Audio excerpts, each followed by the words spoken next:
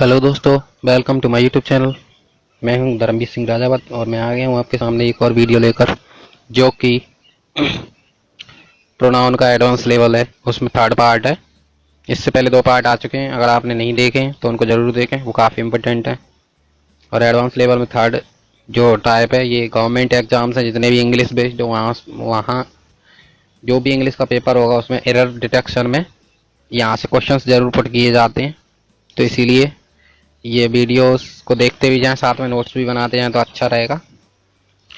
और चैनल को सब्सक्राइब करें और शेयर करें सभी के साथ। चलिए शुरू करते हैं। जो फर्स्ट रूल है आज का, वो ये कह रहा है कि जब भी हु पर्सनल प्रोनाउन के लिए आता है ना, तो रिलेटिव प्रोनाउन कहलाता है वो। ये चीज़ ध्यान रखना। अब रिलेटिव प्रोनाउन के लिए एक एंटीसीडेंट आता है, तो एंटीसीडेंट के अकॉर्डिंग ही वर्ब आएगी, उस रिलेटिव प्रोनाउन के अकॉर्डिंग वर्ब नहीं आएगी। जैसे यहाँ पे देख रहे हैं example, it is I who am sorry. तो यहाँ पे आई क्या है? एक प्रकार का एंटीसीडेंट है। तो एंटीसीडेंट आई है तो आई के अकॉर्डिंग एम आएगा, हु के अकॉर्डिंग नहीं आएगी एम। ठीक है ना? फर्स्ट रूल क्लियर हो गया होगा।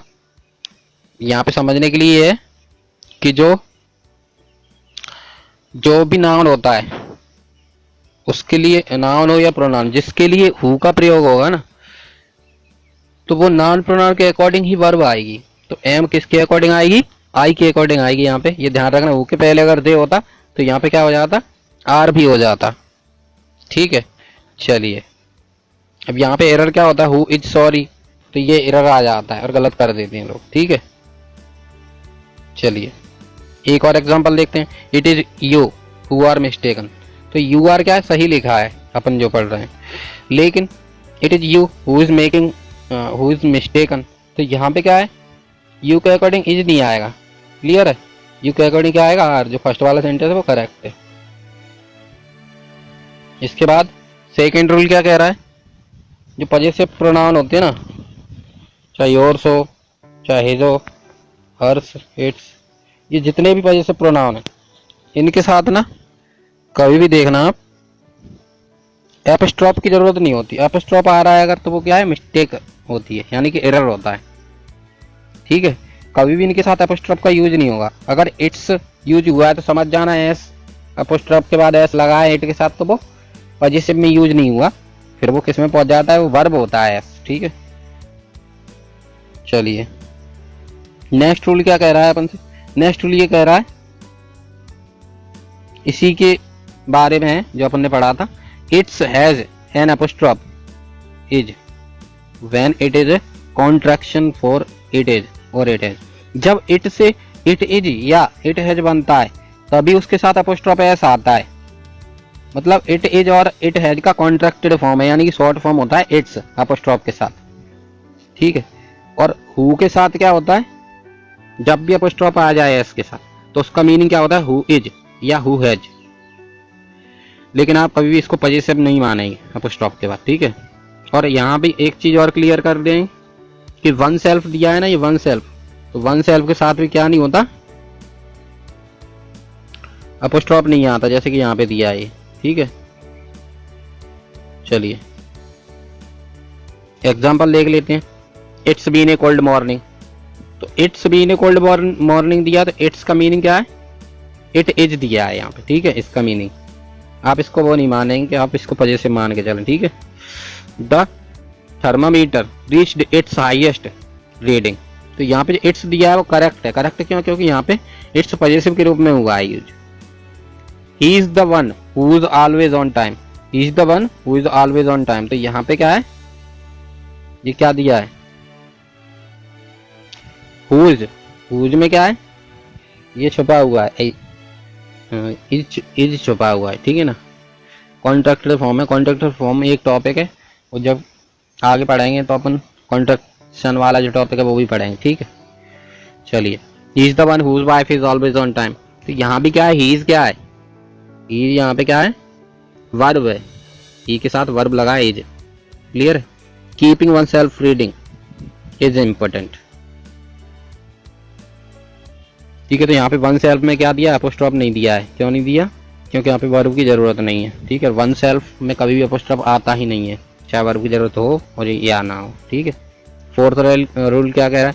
फोर्थ रूल ये कह रहा है हमसे, the only time it's has an apostrophe when it is a contractive. ये ऑलरेडी पढ़ चुके हैं, ठीक है, ये रूल रिपीट हो गया। फिफ्थ रूल क्या कह रहा है, pronouns that end in self और self are called reflexive pronouns. ऐसे प्रोनाउन जो सेल्फ या सेल्फ्स से एंड होते हैं उनको क्या कहते हैं, रिफ्लेक्सिव प्रोनाउन कहते हैं। 9 रिफ्लेक्सिव प्रोनाउन होते हैं इंग्लिश में, ठीक है ना, ये दिए गए, आप स्क्रीनशॉट ले सकते हैं, ये दिए गए ना जितने भी, ये सब क्या है, 9 रिफ्लेक्सिव प्रोनाउन होते हैं। देखो इसका यूज इंपॉर्टेंट है, ये ट्रिक है एक तरह से। Reflexive pronouns are used when both the subject and the object of a verb are the same person और थिंग। जब कोई एक व्यक्ति या वस्तु सब्जेक्ट होते हैं, ठीक है, सेम वर्ब के एक ही सब्जेक्ट हो और वही ऑब्जेक्ट हो, तो वो क्या हो जाता है, वहाँ पे क्या यूज करते हैं, रिफ्लेक्सिव प्रोनाउन का यूज करते हैं। जैसे जॉय ने अपनी मदद की, तो जॉय ही क्या है, ऑब्जेक्ट है, तो अपन ने क्या किया, वहाँ पे रिफ्लेक्सिव प्रोनाउन का यूज कर दिया। If the object of a preposition refers to a previous noun और pronoun use a reflexive pronoun.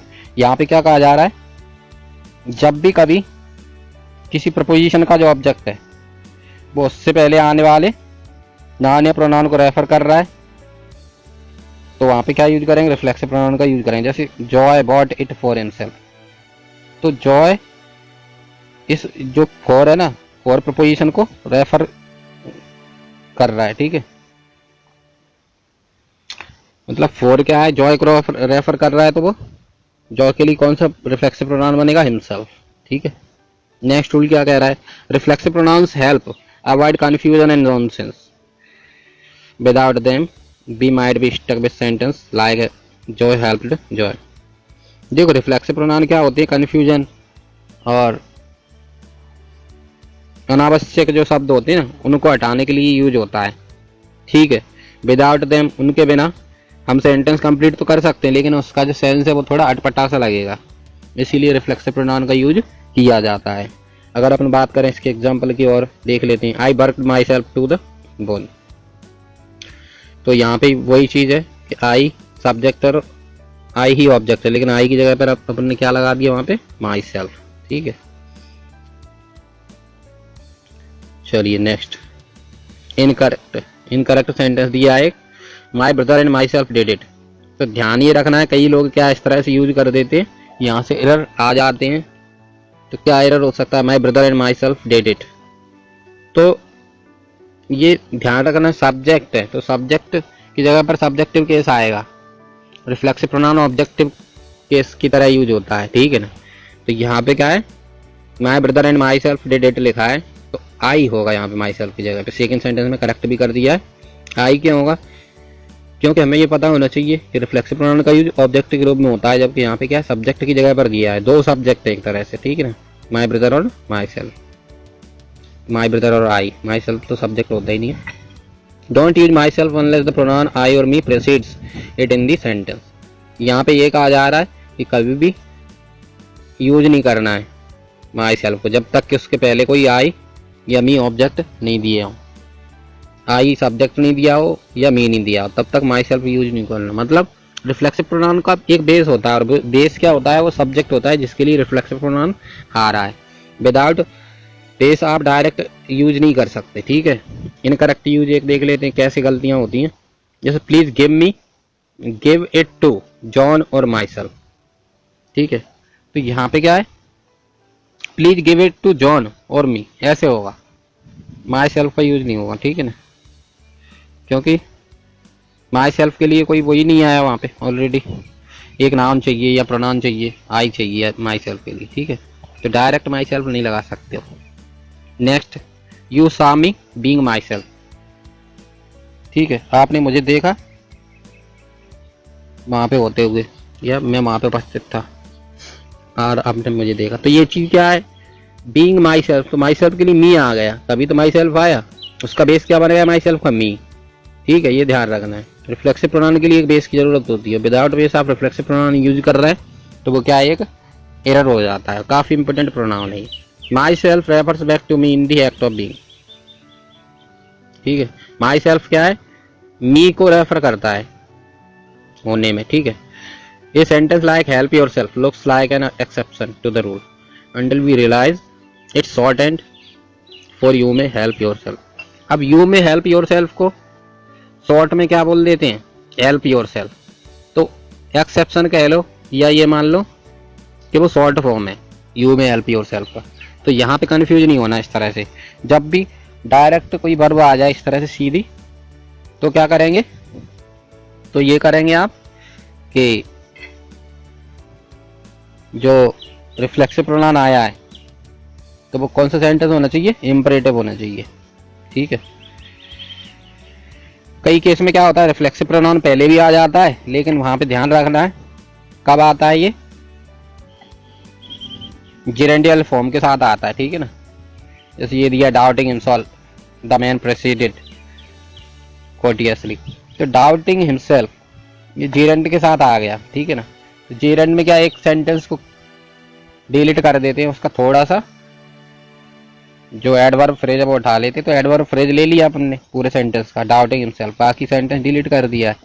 अभी अपन कब पढ़ेंगे, जब एडवर्ब फ्रेज आएंगे तब थोड़ा और डीप में पढ़ेंगे। फिलहाल आप ये समझिए कि पहले भी आ सकता है रिफ्लेक्सिव प्रोनाउन सेंटेंस में। ठीक है, कब आएगा, जब इस तरह से कोई वर्ब आ जाए, स्टार्टिंग में आईएनजी फॉर्म आ जाए या 2+ वर्ब की फर्स्ट फॉर्म आ जाए, तो भी क्या है रिफ्लेक्सिव प्रोनाउन आ सकता है। इम्फेसिस के लिए जब इनका रिफ्लेक्सिव प्रोनाउन का यूज होता है, ये कह रहा है ये रूल कि रिफ्लेक्सिव प्रोनाउन इम्फेसिस के लिए यूज होते हैं। तो जब भी इम्फेसिस के लिए होंगे ना रिफ्लेक्सिव प्रोनाउन यूज, उसके तुरंत पहले क्या आएगा, सब्जेक्ट आएगा, तुरंत बाद क्या आएगा, वर्ब आएगी। एग्जांपल देख लेते, he himself finished the whole job, तो यहाँ पे क्या है हिमसेल्फ आया। ठीक है, और हिमसेल्फ क्या है रिफ्लेक्सिव प्रोनाउन है। ठीक है, सिक्स्थ रूल क्या कह रहा है, if two people possess the same item and one of the joint owners is written as a pronoun use the possessive form of both. जब क्या होता है दो लोग एक ही चीज पर अधिकार व्यक्त करना हो दो लोगों का में, ठीक है, और जॉइंट ओनर है वो, अब प्रोनाउन भी यूज करना है पॉजेसिव के रूप में, तो क्या करेंगे, तो दोनों को ही पॉजेसिव फॉर्म में लिखेंगे फिर। ठीक है, ऐसा नहीं कि किसी एक का चेंज कर दो फॉर्म। एग्जाम्पल देखते हैं, मार्बल एंड माई होम, तो मार्बल का भी घर है और मेरा भी घर है, तो मार्बल के लिए तो पॉजेसिव फॉर्म यूज ही नहीं हुआ, तो ये सेंटेंस इनकरेक्ट हो गया। सेकंड सेंटेंस में क्या किया है, पॉजेसिव प्रोनाउन लगा दिया माइन, और मार्बल से क्या पॉजेसिव एडजेक्टिव लगा दिया, तो ये गलत हो गया। दोनों सेम फॉर्म में होना चाहिए, तो इसके लिए क्या है माई होम सही रहेगा। जैसे लास्ट जो सेंटेंस दिया है मार्बल्स एंड माई होम, ये सेंटेंस करेक्ट है। काफ़ी इंपॉर्टेंट है, ये ध्यान रखना है इसको। क्या इंपॉर्टेंट है, जब हमें दो लोगों को की ओनरशिप एक ही आइटम पे या एक ही नाउन पे दर्शानी है, तो क्या करेंगे, तो we will use both the nouns as possessive form. ठीक है ना, पॉजेसिव फॉर्म यूज करना है सेम में, मतलब एडजेक्टिव में। चलिए, ही एंड मार्बल्स होम, तो ही तो हो ही नहीं सकता, जब पॉजेसिव की बात कर रहे हैं तो सब्जेक्टिव केस कैसे आ जाएगा, पॉजेसिव फॉर्म होगा। यहाँ पे हिम ऑब्जेक्टिव आ गया तो रॉन्ग हो गया। हीजे और मार्बल्स दोनों क्या पॉजेसिव फॉर्म में है। और देख लेते हैं यू एंड मार्बल्स होम, यहाँ भी सेम एरर है। जब सब्जेक्ट है यू तो पॉजेसिव का काम करेगा ही नहीं, यहाँ पे पॉजेसिव प्रोनाउन बना दिया है यू। ठीक है ना, तो एरर हो गया। और क्या, marble and your home, marbles and your home, ये सेंटेंस राइट है क्योंकि ये दोनों में ही पॉजेसिव फॉर्म में यूज हुआ है। ठीक है, नेक्स्ट रूल क्या देखते हैं, when a pronoun is linked with noun by and. देखो, जब किसी प्रोनाउन को एंड से जोड़ देते हैं, किसी नाउन और प्रोनाउन को एंड से जोड़ा जाता है, तो mentally remove the and plus noun phrase to avoid trouble. तो हमें क्या करना है, एंड के बाद ना एक नाउन फ्रेज दिया होगा, मतलब जैसे एक पॉजेसिव फॉर्म में दे दिया और उसके बाद एक नाउन दे दिया, जैसे कि योर हाउस, माई बुक, ये क्या है नाउन फ्रेज है ये। ठीक है, his boy, his cycle, his bike, इस तरह के जो वर्ड होते हैं वो नाउन फ्रेज होते हैं। अब ध्यान क्या रखना है, जब एंड से इनको कनेक्ट किया गया हो तो हमें क्या करना होता है, जब एंड से हम इनको कनेक्ट करेंगे तो क्या करना है, मेंटली हमें उस पर ध्यान नहीं देना है। मतलब स्पीकिंग में तो चल जाएगा, रिटर्न में नहीं चलेगा वो। ठीक है, जैसे her and her friend came over, तो यहाँ पे क्या है कि ये रॉन्ग हो गया। रॉन्ग क्या हो गया, क्योंकि जब हमें पता है कि हर एंड हर फ्रेंड तो सी होगा, हर की जगह पे यहाँ सब्जेक्टिव केस आएगा। ठीक है, यहाँ पे क्या कह रहा है, if we remove and her friend we are left with the ungrammatical her came over. तो वहाँ पे क्या ये सेंटेंस रॉन्ग हो जाता है अगर हम इसको हटा देंगे मेंटली। ठीक है, ये कह रहा है, समझने की कोशिश करें। ये she and her friend came over, तो ये सेंटेंस करेक्ट हुआ। जैसे कि I invited he and his wife, तो ये क्या रॉन्ग है? रॉन्ग क्या, क्योंकि ऑब्जेक्टिव केस यूज होगा और हम क्या कर रहे हैं यहाँ पे सब्जेक्टिव। वर्ब के बाद हमेशा ऑब्जेक्टिव केस आता है, अपन प्रीवियस वीडियो में डिस्कस कर चुके हैं। ठीक है, इसके बाद if we remove and his wife we are left with ungrammatical I invited he. तो यहाँ पे क्या है, अगर हम डायरेक्ट इसको रिमूव कर दें, इसको रिमूव नहीं करना है। ठीक है ना, वहाँ पे मिस टाइप हो गया है, नाउन फ्रेजों को ना रिमूव नहीं करना है। ठीक है, I invited him and his wife होगा। ठीक है, जैसे bill asked my sister and I, तो यहाँ भी रॉन्ग हो गया। वर्ब का जो इफेक्ट है वो दो ऑब्जेक्ट है। ठीक है, वर्ब के ऑब्जेक्ट कितने, दो, एक तो माई सिस्टर और आई, दो ऑब्जेक्ट है वर्ब के, तो दोनों पर इफेक्ट पड़ेगा। तो ये आई केस में हो जाएगा, मी में चेंज हो जाएगा। ठीक है, if we remove my sister and, अगर हम इसको रिमूव कर दें माई सिस्टर को तो क्या होगा, तो बिल आस्क्ड आई हो जाएगा, तो भी रॉन्ग हो। उसको सही करने के लिए क्या करना पड़ेगा, हमें आई को ऑब्जेक्टिव केस में ले जाना पड़ेगा, यही रूल है। ठीक है, 8th रूल क्या कह रहा है, जब भी देयर और दे का यूज करते हैं सिंगुलर प्रोनाउन का, मतलब दे और देयर का यूज जब हम सिंगुलर प्रोनाउन में के लिए करते हैं तो वो क्या रॉन्ग हो जाता है। हमने ये पहले ही पढ़ चुका है, डिस्कस कर चुके हैं, एक बार फिर से आ गया ये रूल, तो एक बार और डिस्कस कर लेते हैं। ध्यान ये रखना है कि प्लूरल प्रोनाउन के लिए या नाउन के लिए प्लूरल ही प्रोनाउन चाहिए और सिंगुलर नाउन प्रोनाउन के लिए सिंगुलर ही प्रोनाउन चाहिए। ठीक है, अब यहाँ पे क्या ये कह रहे हैं कि दे और देयर का ही सिंगुलर प्रोनाउन के लिए जब भी करते हैं ना, तो ट्रेडिशनल ग्रामरिस्ट होते हैं ना, उन्होंने क्या इस चीज़ को फ्राउन कर दिया, मतलब विरोध कर दिया है इसका। ठीक है, तो ये चीज़ क्या है, गलत है उनके अकॉर्डिंग। तो हमें इसको ध्यान रखते हुए क्या करना है,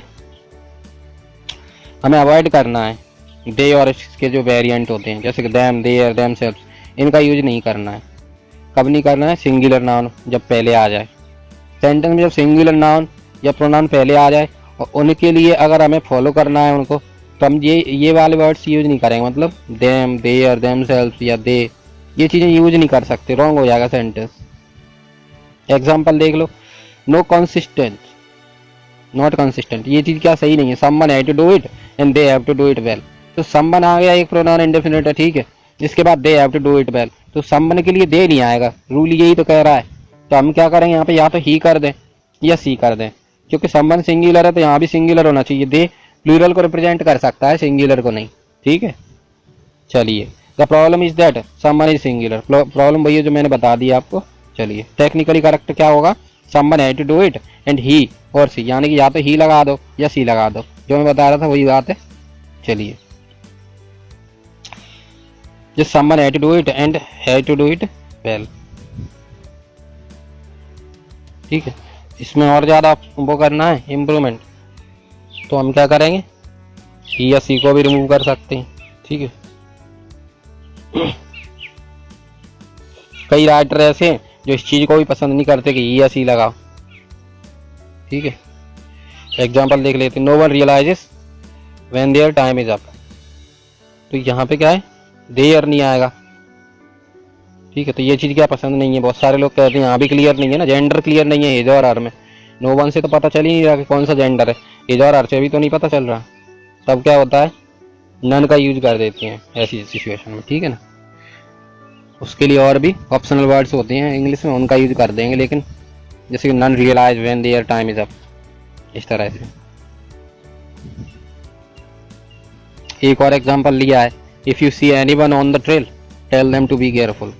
ठीक है, तो यहाँ पे क्या है, वही चीज़ है, देम आ गया यहाँ पे, जब देम आ गया यहाँ पे एनीवन दिया है, एनीवन को प्रिसीड करने के लिए हमें मतलब देम का यूज थोड़ी ना करेंगे। ठीक है, यहाँ पे क्या है, दूसरा सेंटेंस देखते हैं किस तरह से एरर्स हो जाती हैं।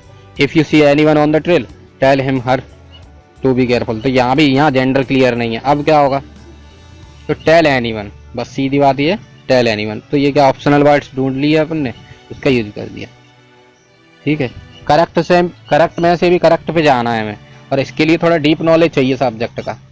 ठीक है, डीप नॉलेज देने के लिए चाहिए, मतलब डीप नॉलेज गेन करने के लिए हमें थोड़ा डीप स्टडी करनी पड़ेगी। तो ये चीज़ क्या है, काफ़ी डीप है, हर किसी की समझ में नहीं आती है इंग्लिश, ठीक है। समझ में उसी की आएगी जो वास्तव में पढ़ रहा होगा। और रूल देखते हैं next. In informal English most people tend to follow to be verbs with object pronouns like me, her, them. तो क्या होता है इनफॉर्मल इंग्लिश में, कई सारे लोग ऐसे होते हैं तो वो ये कहते हैं कि ऑब्जेक्ट प्रोनाउन होते हैं ना, उनको जो ऑब्जेक्ट प्रोनाउन है वो फॉलो करते हैं किसको, वर्ब को, ठीक है। मतलब सीधी सी बात, ऑब्जेक्ट प्रोनाउन आता है वर्ब के बाद। लेकिन कई बार क्या है, ये गलती हो जाती है, जैसे it could have been them. Technically correct क्या होगा, it could have been they, them नहीं होगा, ठीक है। तो इस चीज़ को समझना है हमें, ये एक्सेप्शन है ये वाला rule. It is just me at the door, तो टेक्निकली करेक्ट क्या होगा ये sentence, it is just I at the door, me नहीं होगा, ठीक है। तो चैनल को सब्सक्राइब करें, शेयर करें। आज के लिए बस इतना ही, कल फिर मिलते हैं नए वीडियो के साथ। तब तक के लिए खुश रहिए, मस्त रहिए। जय हिंद, जय भारत।